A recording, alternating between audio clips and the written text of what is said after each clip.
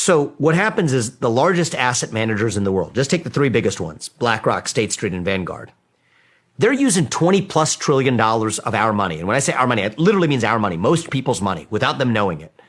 It's happened to me. It's happened to probably most retirees. Their own money is invested in funds managed by these passive fund managers, BlackRock, State Street, and Vanguard, that are using that capital to vote for policies and advocate for policies in corporate America's boardrooms that most Americans, including the owners of capital, do not agree with and which do not advance their best financial interests. I'll give you examples. Voting for racial equity audits at companies like Apple and Home Depot. Scope 3 emissions caps and climate plans at companies like Chevron and Exxon. These are not policies that advance the success of those companies.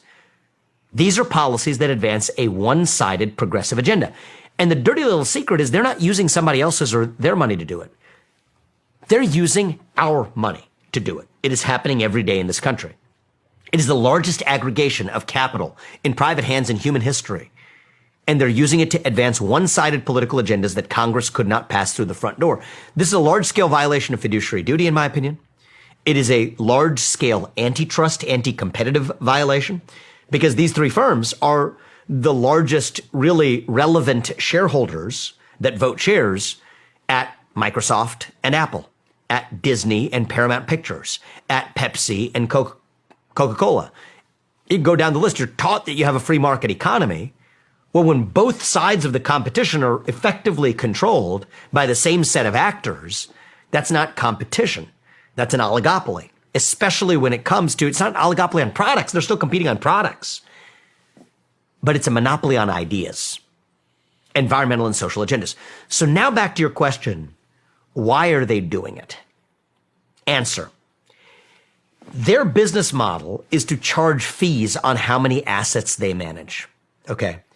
And the biggest people directing assets, dollars to BlackRock and State Street and Vanguard are institutions like CalPERS, pension funds, the California State Pension Fund or the New York State Pension Fund. And what those government actors have said, these are government actors now, is to say that we won't let you manage the money of this pension fund. Now, the individual pensioners in California's pension system, I bet, don't know this, but that you don't get to manage our money as BlackRock unless you adopt these racial and gender ideologies and that you vote shares accordingly. Oh, and that's not just with California's money, unless you do it with all of the money that you manage. That's the dirty little secret. So my most recent book, Capitalist Punishment, is all about this. Woke Inc., my first book, touches on it more lightly. And this is a scam. I mean, this is the largest scale breach of trust. I would go so far as to call it a form of financial fraud in the 21st century. Let me dumb it down for me. So this is our elected officials. I'm just going to say something really quickly. It is hard to dumb it down. Okay. And the reason it's hard to dumb it down is it is designed to be complicated for a reason. It is designed to be complicated to hide it from you. It is designed to sound boring to hide it from you. So the complexity is on purpose. But I will try to be simpler on it. Let me. Yeah, you try. The way I understand it is you have elected officials in California who are telling BlackRock that they will not allow them to manage the pension funds from the state of California unless they adopt this woke agenda. As they vote their shares through all of the states. Yes. So they have to manage all of the pension funds in the same manner. They have to vote the shares. They have to vote the shares and speak as a shareholder in the boardrooms in the same manner. That's right. Because when BlackRock is buying shares in Pepsi or in Disney or in Target or in Nike, they speak with one voice, right? They don't speak with California's voice and then Ohio's voice and then Iowa's voice. No, they're speaking with one voice.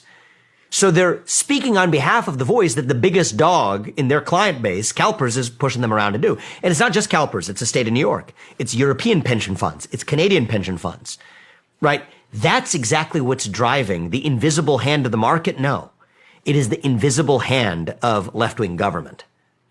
So that's the dirty little secret. So many Republicans who talk about this issue, again, they say sloppy things, right? They're investing in woke companies. That's not the problem. The problem is they're investing in all companies, but causing all companies to have to adopt these policies, right? That's the real problem.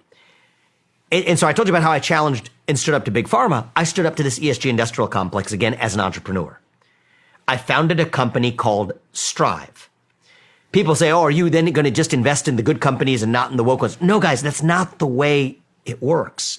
These are index funds. And so that BlackRock and State Street and Vanguard launched. So Strive launched index funds whose purpose was to offer the same kinds of index funds that the BlackRocks and Vanguards of the world do, but with a key difference: to vote shares and to speak as a shareholder with a different voice in those boardrooms, to give those CEOs air cover, to say that not all shareholders are demanding this, to say that here's the message to you guys, corporate America. As a shareholder, focus exclusively on your products and services for profit to maximize value for your shareholders. Period. That's it. And that's a different voice. So once Strive came onto the scene, then BlackRock and State Street and Vanguard started to have to get on their back foot, right? That's how you drive change in this country. It's not just through government. It is through competition. And so that was my career, right? Driving change, calling big pharma's bluff, driving behavioral change there, capturing opportunity. Same thing with Strive, bringing alternative to BlackRock. I believe in the same thing in tech. I was one of the first private investors in Rumble, which is challenging YouTube. I believe in driving change through the market as an entrepreneur, but we're not going to be able to really do this until we fix the head of the snake, which is the deep state in the federal government itself, which is what sends me on this mission I'm on now. And the fact of the matter is I'd rather be doing this as an entrepreneur, but I can't get that job done through the private sector, which is why I'm doing what I'm doing today. When did you start Strive? I started Strive, feels like an eternity ago, but it was last year, actually. Last year? How much money under management? Last January. The first fund only launched in August. It's approaching $1 billion. It's north of 800, maybe I've tracked recently, maybe $800+ million, rapidly approaching $1 billion. It isn't even a year since launching the first fund. The first fund launched late August or so last year. JP Morgan, when it got into the ETF business, took 2 years to cross $1 billion. And so I don't believe in failing at the things I do. Congratulations. I believe in success. Yeah. That's amazing.